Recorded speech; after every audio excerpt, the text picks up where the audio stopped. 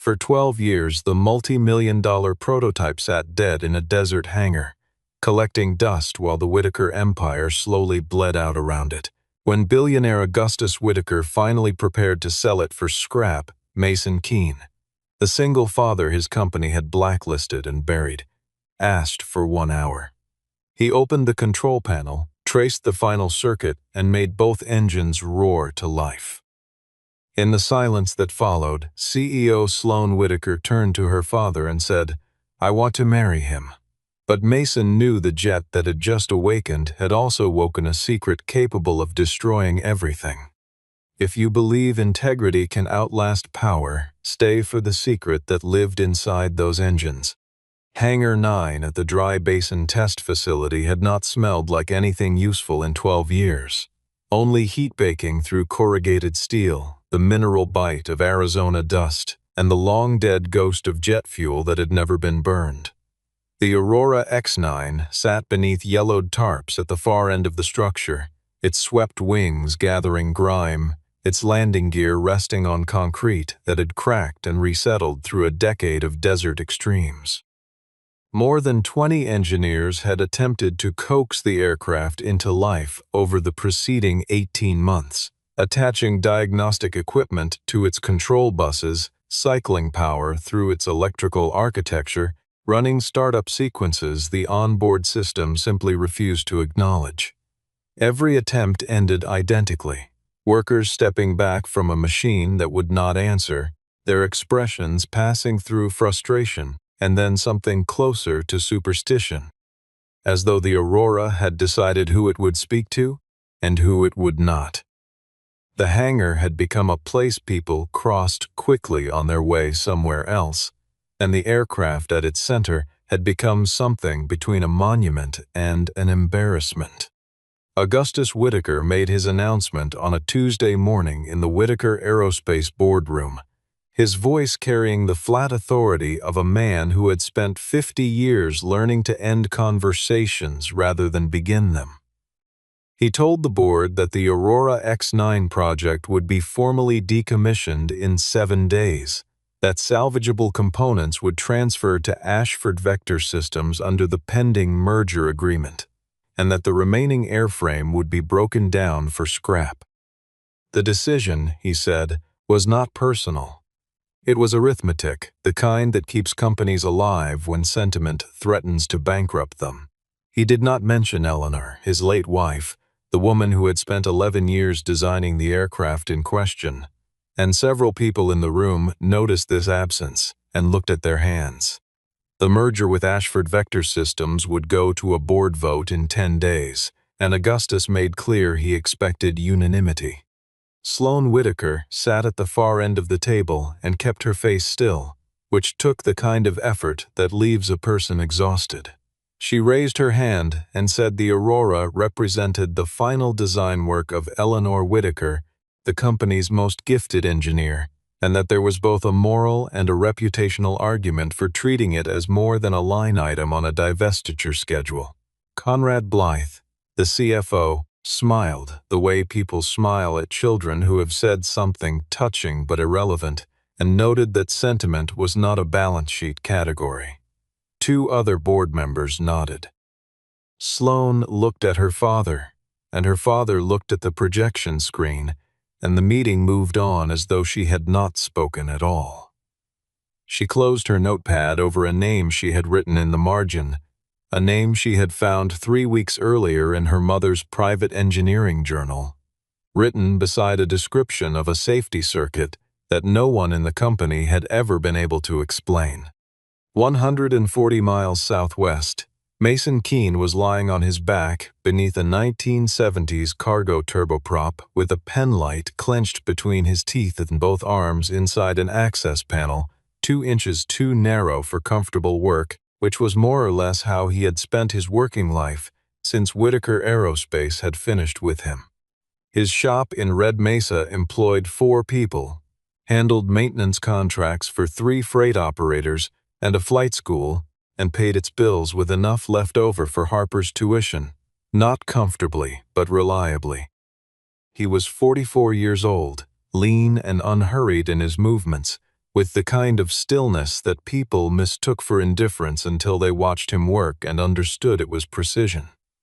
The envelope arrived that afternoon without a return address, containing a photograph of the Aurora X9 and a handwritten note that said, "They are about to destroy the thing that saved all of us." Inside was his old Whitaker Aerospace Access badge, the photograph on it showing a younger version of his face. Harper was home from Tempe when he brought the envelope inside, and she read the note over his shoulder with the practical wariness of a young woman who had watched her father pay for other people's mistakes for most of her life. She was 20 years old, direct and clear-eyed, and she told him plainly that whatever was in that hangar was not worth going back for. That the people at Whitaker had taken his career and his reputation and his best years, and she was not willing to watch them take whatever was left.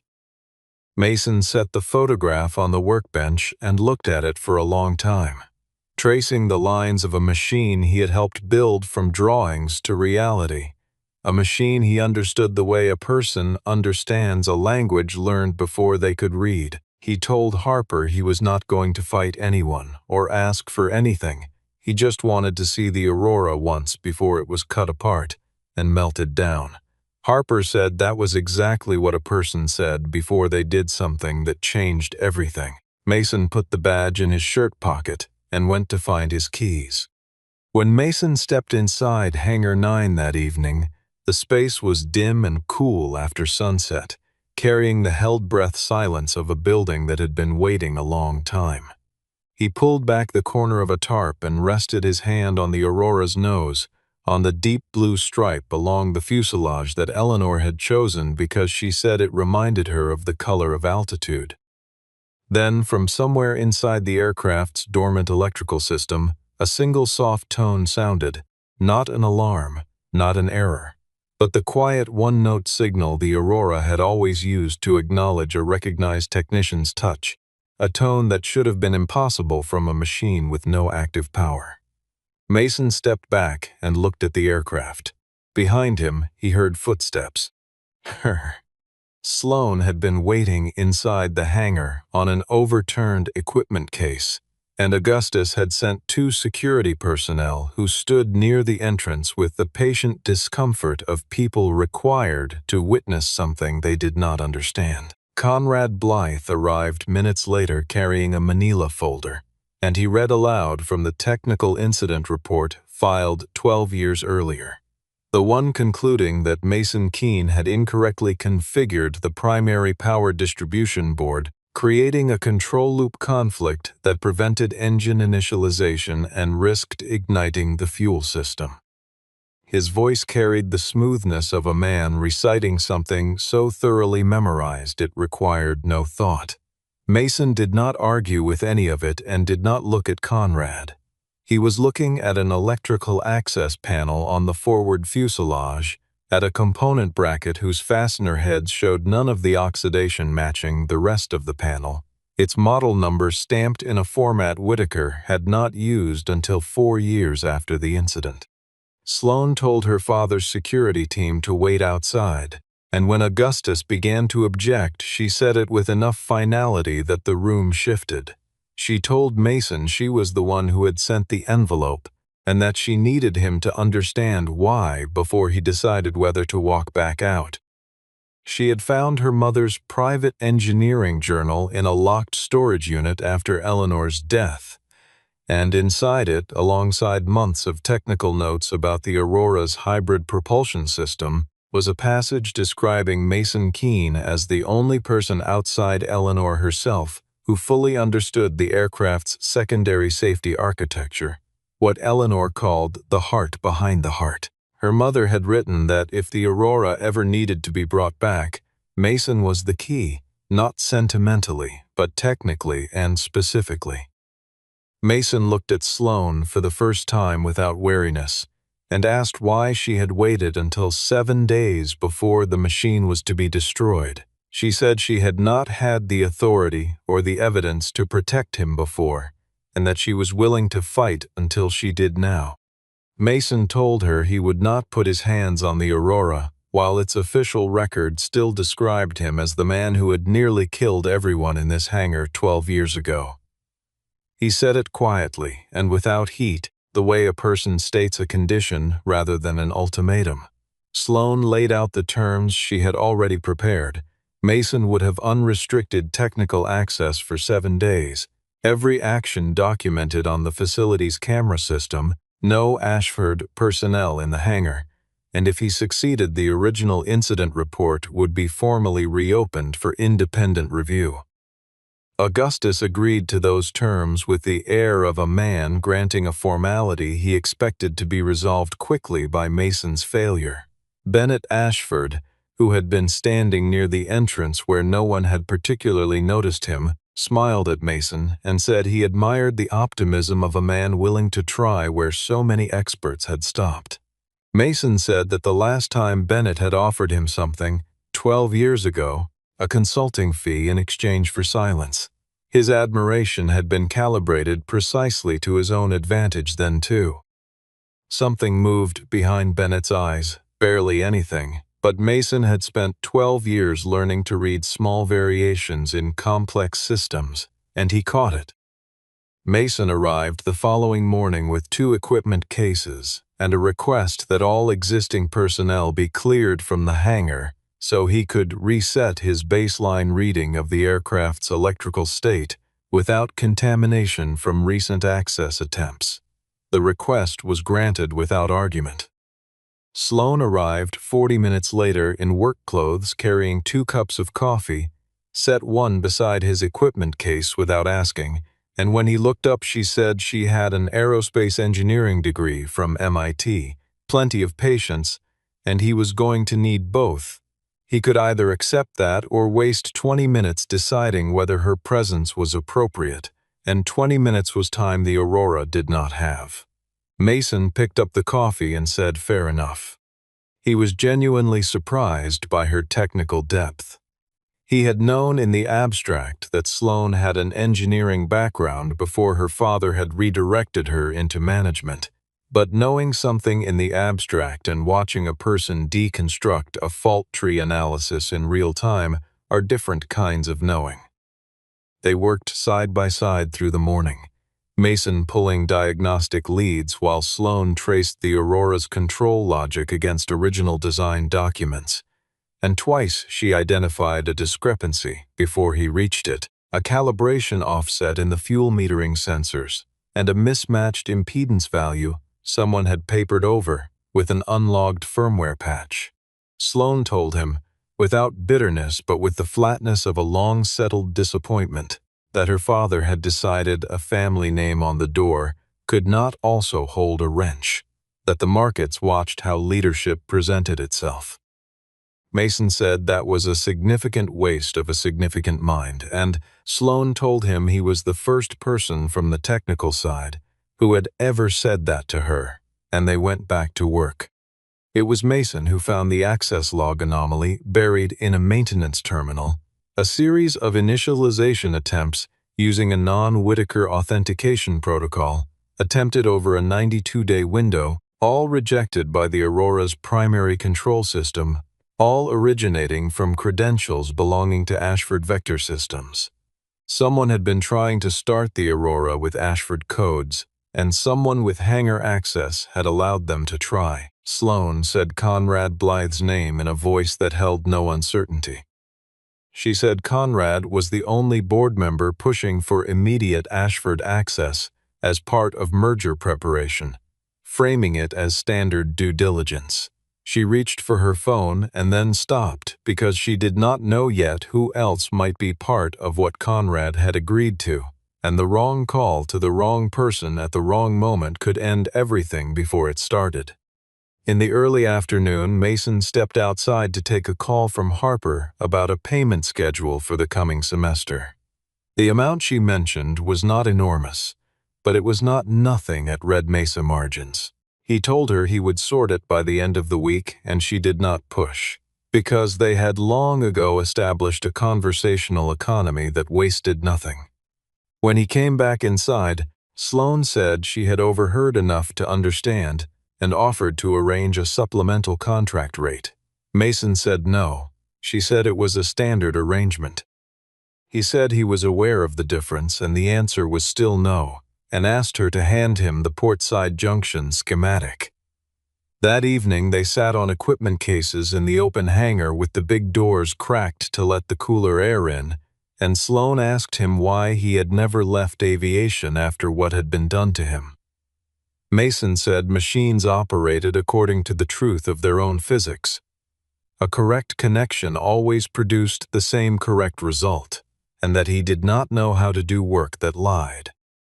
He reached under the forward access panel, removed a protective plate from the base of the control column, and found, stamped in Eleanor's precise handwriting on the bare aluminum beneath it, a message. "Mason, if you are reading this, they have come back."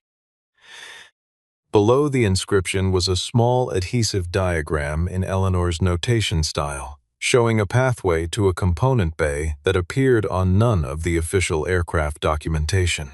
Eleanor had installed a standalone data storage module, self-powered by a capacitor array designed to maintain charge indefinitely from the aircraft's ambient electromagnetic environment. The module's interface showed a locked status with a single instruction beneath: initialization sequence required for data release. Eleanor had understood that if someone found this module while the Aurora was not operational, the evidence inside would remain inaccessible. The only way to retrieve it was to restore the aircraft to full operational status first. Mason understood immediately why Bennett Ashford needed the Aurora destroyed rather than repaired, not simply to reduce acquisition costs, but because a running aircraft would tell stories a broken one could not. They drove to Cole Brenner's house in Scottsdale that night, arriving within minutes of each other, and Cole opened the door before they knocked, as though he had been waiting for this conversation for 12 years. He was 51, gray-templed, carrying the deliberateness of a man who had survived by being cautious and now carried the weight of the moment he had chosen caution over something more important. He told them that on the morning of the demonstration, at 6:47, Mason had called him to report an authentication error in the control initialization sequence and request a 90-minute delay for a manual bypass check. Cole had agreed. Then Conrad Blythe had called 12 minutes later and told him the delay was not authorized, that investors and government representatives had schedules to keep, and that cancellation would trigger a review of Cole's flight certification.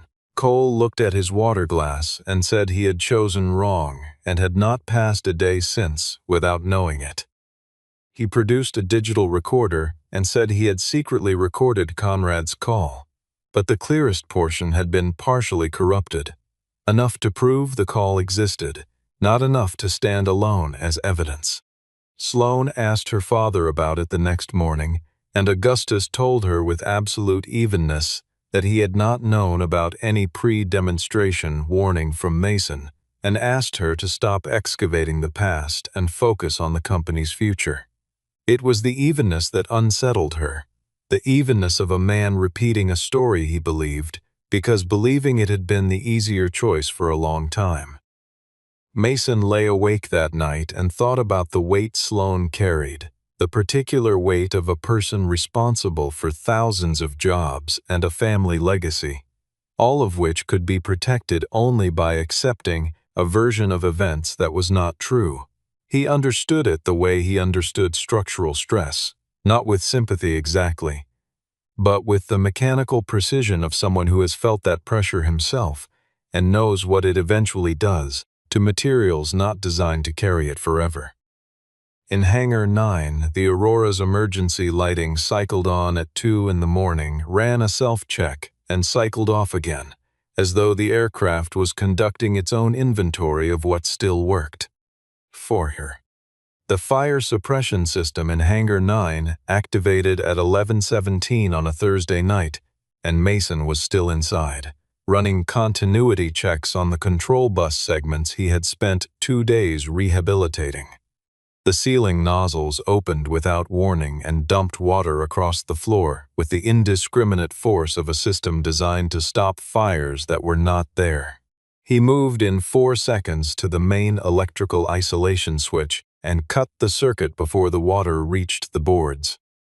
He stood in the dark with soaked shoes and a heart doing what hearts do after near misses, then pulled the suppression system's trigger log from the facility terminal. The activation command had originated from a remote administrative account registered to Conrad Blythe.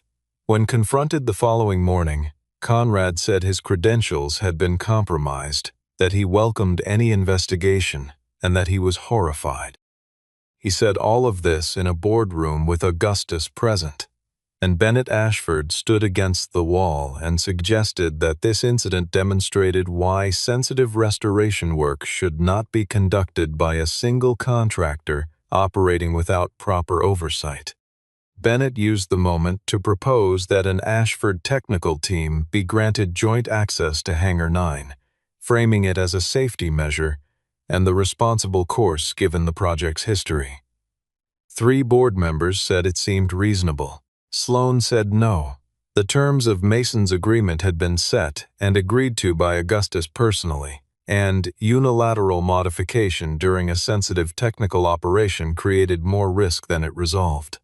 Augustus said he would take it under advisement, which meant he was letting Bennett's argument accumulate weight in the room while he waited for Mason to fail.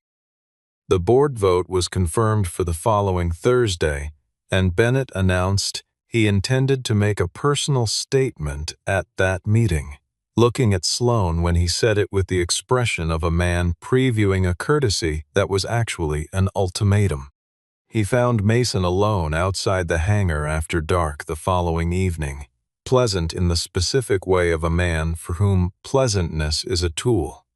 He said he wanted to be direct, that he had great respect for Mason's skill, genuinely believed the Aurora could be restored, and was prepared to arrange a payment of $8 million in exchange for a written technical assessment concluding that the aircraft's systems had degraded beyond practical recovery. He added that he would personally fund Harper's remaining education, a graduate stipend if she wanted one, and a house in whatever part of the state she chose to settle. He said it all with the calm of a man describing a transaction he had already mentally completed. Mason had a recorder in his jacket pocket, but Bennett was careful enough in every sentence to avoid language that would make the recording actionable. It was an offer, not an admission. Mason told him no. Bennett said a man of Mason's background would always be an outsider in the world Sloan lived in, that her affection was real, but the world around her would erode it, and that he hoped Mason would take the offer in the spirit it was intended. Mason picked up his equipment case and said good night. He began keeping a measured distance from Sloan after that conversation. Not coldly, but with the withdrawal of a man trying to calculate someone else's future and finding it intractable. Sloan waited 2 days before addressing it, walking into the hangar and telling him she was aware he was doing arithmetic about her life, and that she would prefer he stop. She said she had grown up with a father who made decisions on her behalf, framed as protection, and she had spent her adult life recognizing that dynamic in its various disguises, and she expected better from him.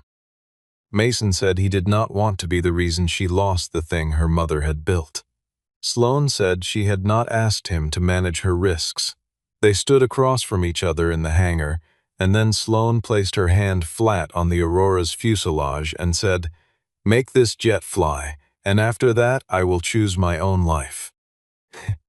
The Aurora X9 had 2 startup architectures, and Mason had known this since the day he installed the second one.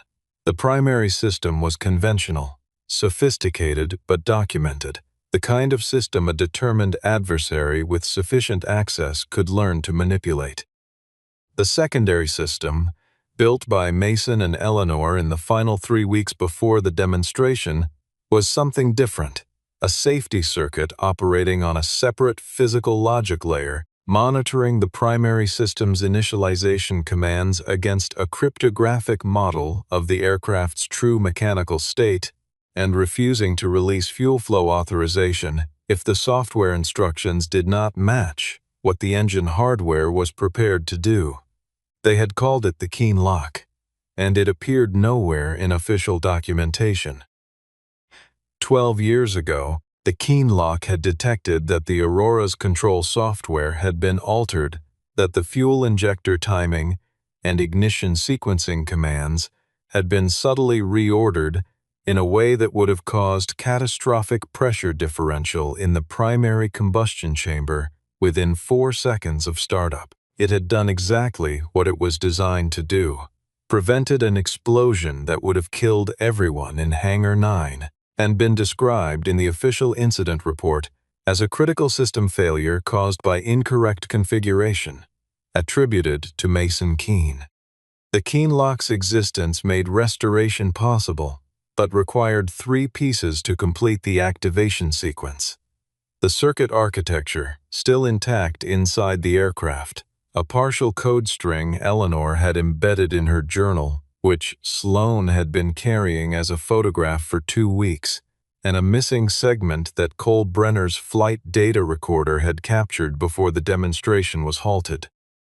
The recorder Conrad had handed over to investigators after the incident, Sloan confirmed through Executive Archive access, was not the original device. It had been replaced 48 hours after the incident, the original logged as destroyed due to a technical defect. The replacement contained fabricated data. Conrad said he did not know what had happened to the original. Sloan told him she would have the archive surveillance reviewed by an independent firm by the end of the week, and Conrad looked at the table and said nothing. Harper arrived at Dry Basin on a Wednesday evening carrying a cardboard box from the Red Mesa storage unit, inside which, beneath old manuals and spare parts, was a notebook, spiral-bound and coffee-stained, full of Mason's handwriting from the years he had worked on the project. She said she had almost thrown it away and then had recognized some of the drawings, because she had watched her father make them her whole life. A looping figure 8 symbol in the margins of everything he worked on, which she had always assumed was a doodle.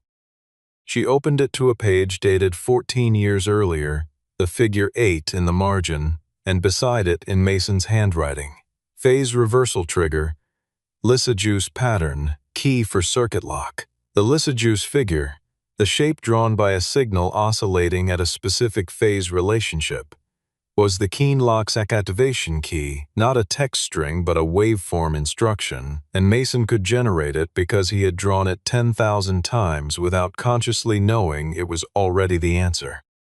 He completed the activation sequence that night and ran it through the diagnostic system, and the control computer returned a readiness confirmation it had not returned in 12 years.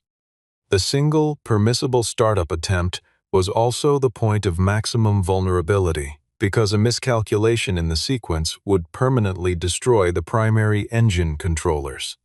Thermal runaway, unrecoverable. Mason spent the remaining hours triple-checking every element, not from anxiety, but from the same discipline that had always been the center of who he was, the refusal to proceed on anything less than certainty. He thought about Eleanor, who had built a fail-safe into a machine knowing she might not live to see it vindicated, and about Sloan carrying her mother's notebook and waiting for the right person and the right moment. He thought about Harper telling him she did not want him living under someone else's lie anymore. He thought about the Lysajuice figure drawn so many times it had become unconscious, drawn because some part of him had never forgotten what he had made and what it was for.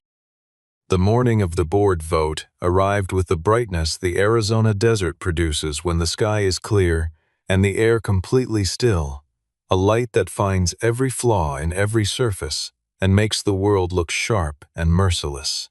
More than 500 people had gathered in and around Hangar 9. Board members, investors, Federal Aviation representatives. Journalists and Bennett Ashford stood near the main entrance, looking at his watch with the expression of a man whose schedule was already written. Augustus gave Mason precisely 1 hour, standing before the assembled crowd and stating that the contractor had been granted a final restoration window, that the board would observe the attempt, and that the company's future would proceed according to the original timetable, regardless of outcome. Bennett leaned to the person beside him and said something quiet that produced a controlled laugh. Mason looked at neither of them and moved to the Aurora's ground control station. He connected the auxiliary power supply and verified every connection point twice before energizing. He ran the phase reversal sequence while watching the analog readout on the oscilloscope he had brought from Red Mesa. He did not trust the hangar's built-in diagnostic display for this. He initiated the keen lock activation, watching the circuit signature resolve on the screen into the Lissajous pattern he had drawn on 10,000 pages of his life. He entered Eleanor's complete code string and the Aurora's control system accepted it, returning a green initialization-ready status for the first time in 12 years. He opened the fuel flow authorization and engaged the first engine. The sound was enormous. It was the sound of something returning from very far away, a low vibration that started in the floor and climbed through the walls and settled in the chest of every person in the hangar like a hand placed over a heartbeat. The number 1 engine ran up through its power curve and held at idle with the steady voice of a machine designed to be trusted, and people began to clap, and then more of them did. The number 2 engine did not respond to its initialization command.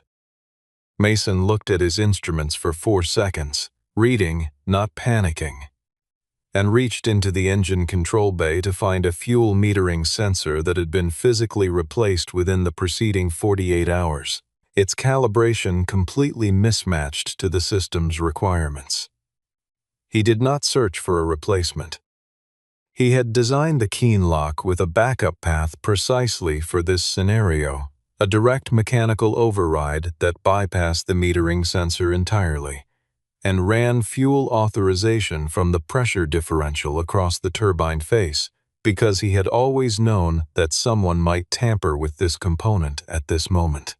He connected the bypass and engaged the second engine. Hangar 9 shook. The Aurora X9 was alive for the first time since its creator had been taken from it, both engines running at idle, its control screens illuminated from nose to tail, its vibration filling the space from floor to ceiling. On the central display, data began streaming from Eleanor's hidden module, unlocking as the initialization completed, presenting 12 years of sealed evidence where 500 people could see it. Augustus Whitaker stood in the crowd and did not move for a long time. Bennett Ashford looked at the screen, and his face went through several things rapidly, settling on a careful blankness that required visible effort to maintain.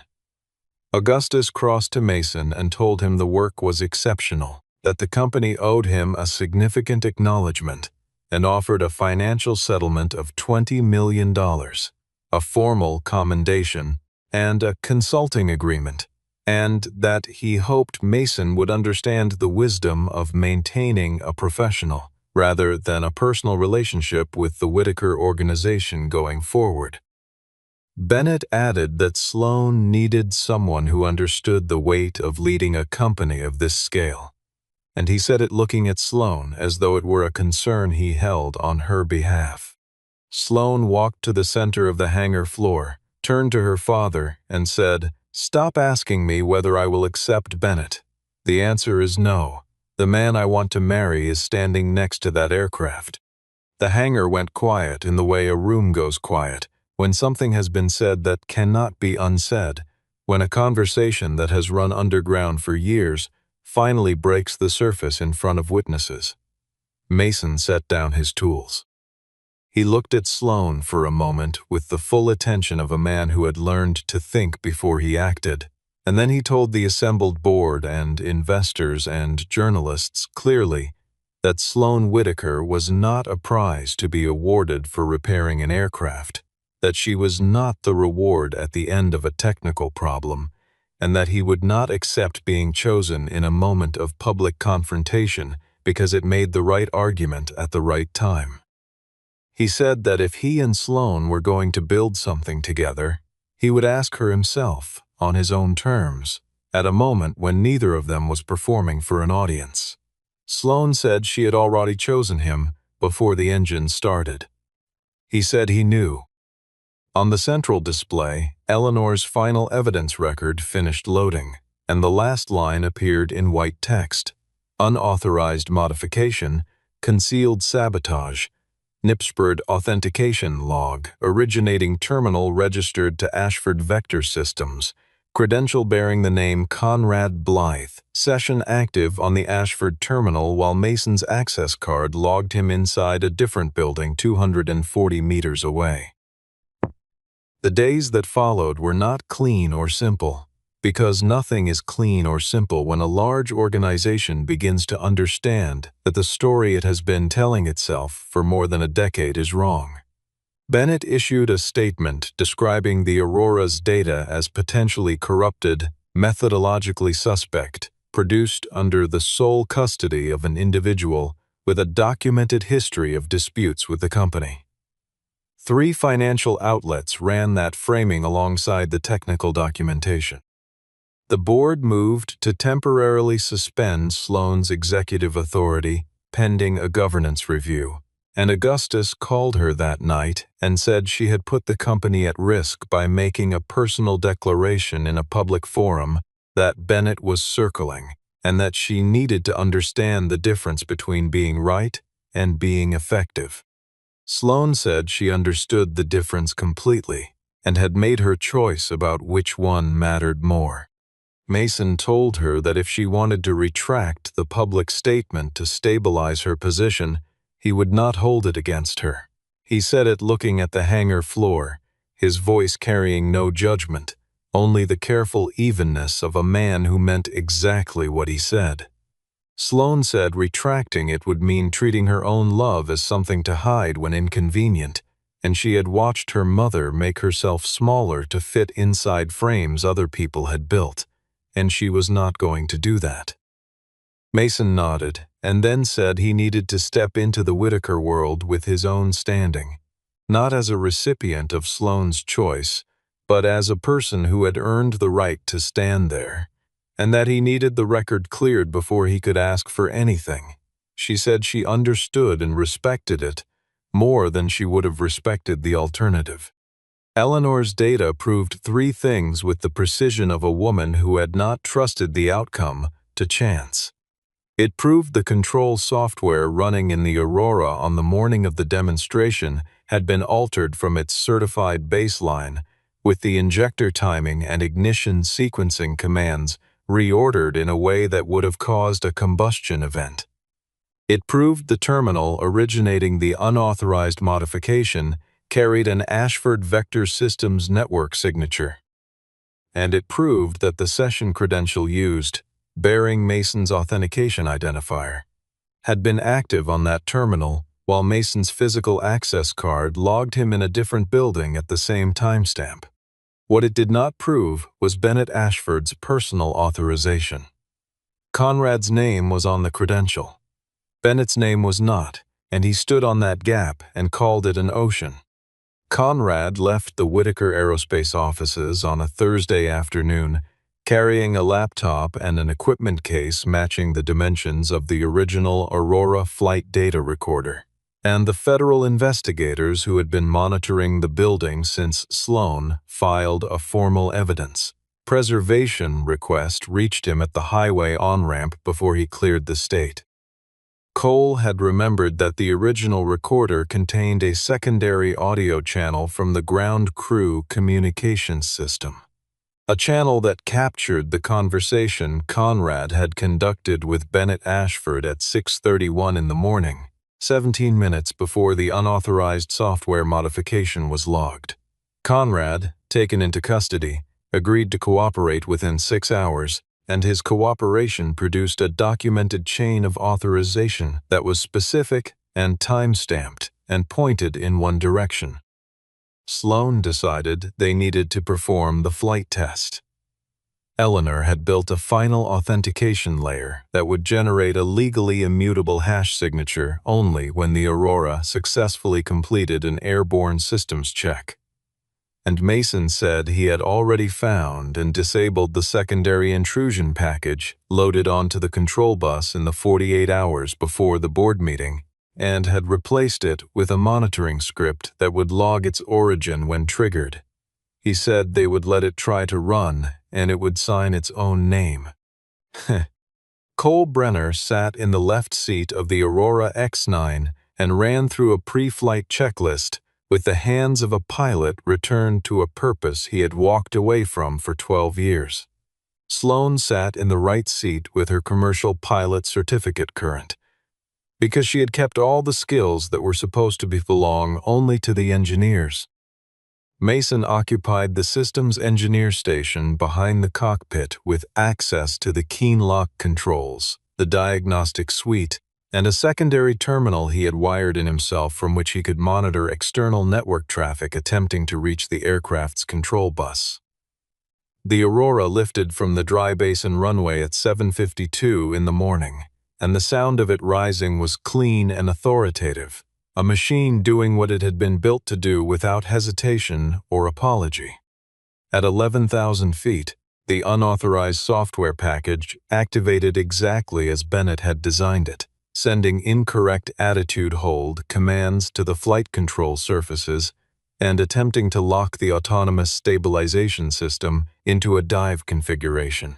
Mason saw it on his terminal 3 seconds before it would have affected the aircraft's response, engaged the keen lock's manual override, and the intrusion ran directly into the safety architecture it had been built to circumvent 12 years earlier, and failed in exactly the same way it had failed the first time. Sloan disengaged the automatic flight systems and flew the aircraft manually while Cole handled engine management, and Mason watched the control terminal log every instruction from the external source, including its routing path, its originating server, and the authentication token that had authorized it, which was registered under Bennett Ashford's personal network credentials. The Aurora landed at 8:44 and rolled to a stop 40 meters from the hangar it had occupied for 12 years. Cole set the parking brake and sat for a moment, and then said the aircraft flew like a dream and that Eleanor would have loved this morning. The federal authorities were already at Ashford Vector Systems by the time the landing was confirmed. Conrad's cooperation produced a documented chain of authorization specific enough and time-stamped enough that Bennett Ashford was placed on administrative suspension by his own board before the afternoon ended. The formal criminal referral followed. The reinstatement proceedings for Mason Keen's professional record began within the week, and the technical conclusion that the Keen lock had functioned correctly, that its creator had prevented a catastrophe rather than caused one, was entered into the official record with the thoroughness of a correction 12 years overdue. Before the cameras outside the hangar, a journalist asked Augustus what he intended to offer the man who had restored his late wife's aircraft and cleared 12 years of false accusation from the company's record. Augustus looked at Mason and said that before he offered anything, he suspected Mason had something to say first. Mason looked past him at Sloan and said, "I would like to ask her something myself." 6 months passed the way time passes after a crisis resolves, with the density of things that had been waiting to happen finally happening. Whitaker Aerospace withdrew from the merger with Ashford Vector Systems, and the board voted to confirm Sloan's position with a margin that made clear the suspension had been Bennett's strategy rather than anyone's genuine conviction. Augustus stepped back from daily operations and established an independent safety and ethics oversight committee with a mandate to review any technical certification that a qualified engineer declined to sign. a reform 30 years overdue, proposed with the quiet thoroughness of a man doing penance by building something useful. Mason accepted the role of Vice President of Technical Operations with one condition, which was the Safety Committee mandate, and the condition was accepted before he finished stating it.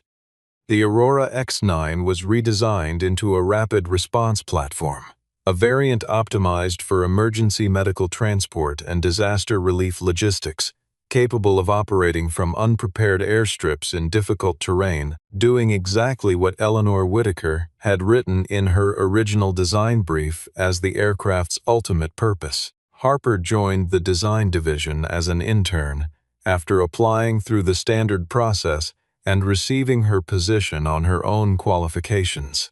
And she told her father she did not want him checking whether she was being treated fairly. Mason and Augustus disagreed about resources and timelines and priorities with the regularity of two people who had fundamentally different theories about how organizations should be run. And Augustus told Sloan privately that Mason was the most difficult person he had worked with in 50 years, and that he respected him more than nearly anyone in the building. He said he had come to understand that Mason was the first person who had ever loved Sloan without wanting anything from her. Not her name, not her company, not the architecture of her life, and that this was a quality he had failed to recognize because it was different from every transaction he had ever been part of. Mason drove to Dry Basin on an evening in late autumn when the desert had gone copper and still, and walked into Hangar 9 alone in the quiet. He had called Sloan and asked her to come, giving no explanation, and she arrived in a jacket thrown on over what she had been wearing at home, hair down, no staff, no driver, just herself, which was how she had almost never arrived anywhere in her professional life and was learning to practice. The hangar was lit by work. Lighting Mason had left on, and the Aurora stood in it with the patience of a machine that had been waiting for exactly this. He had placed Eleanor's journal on the nose gear housing, open to the page where Eleanor had first written his name. On top of the journal was a ring, plain and small, chosen because he had spent time understanding what Sloan actually wanted rather than what convention suggested he offer. He asked her if she wanted to build a life with him that belonged to no merger, no board vote, no structure that required either of them to be smaller than they were. Sloan looked at the ring on her mother's journal for a moment and said she had answered that question already, in front of several hundred people.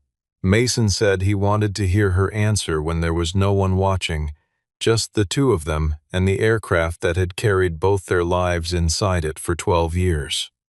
She picked up the ring, looked at him, and said yes. The wedding was small, held in Hangar 9 on a December Saturday, folding chairs on the concrete floor, enough flowers to make the industrial space feel, without pretending to be anything other than itself, like somewhere worth marking a beginning. Augustus stood in the front row and watched his daughter walk in on her own terms, toward a man Augustus had once tried to pay to disappear. He stood beside Harper, who watched her father with the careful attention of someone who has worried about a person for a long time and is watching the worry finally resolve. When the ceremony ended and Mason and Sloan walked back toward the open hangar door together, the Aurora's engines came to life behind them. Not a ceremony, not a gesture, simply the aircraft scheduled for its first operational deployment in the morning and warming up precisely on time, as reliable as the woman who had designed it had always intended it to be. Augustus watched them go and understood, with the particular clarity of a man who has spent his life measuring by the wrong standard and has only recently found the right one, that Mason Keene had not entered the Whitaker family because he started a dead jet in a desert hangar. He had entered it because he had spent 12 years refusing to let someone else's lie become the truth of who he was, and in doing so had taught an entire dynasty that the only foundation worth building on was the one that told the truth about itself. Outside in the clear desert dark, the Aurora's engines settled into their steady idle, and their sound was exactly what it had always been meant to be. All right, what's up, everybody? How we doing today? Switched it up. Excuse me. We're gonna play some Wukong. Let's see how it goes. It's been a while since I played, but I'm down for a little challenge today. So let's see how it goes. Check, check.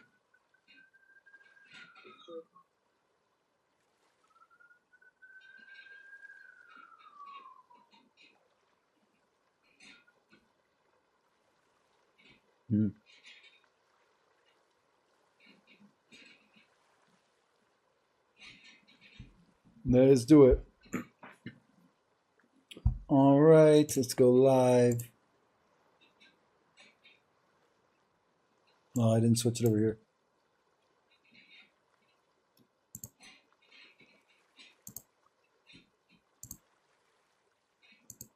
Let's get it.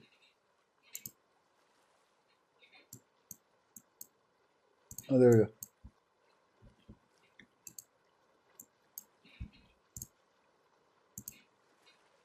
Wukong.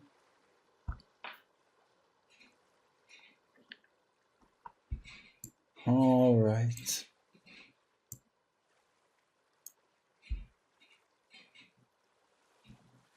Let's get it. Alex and Tilly, welcome.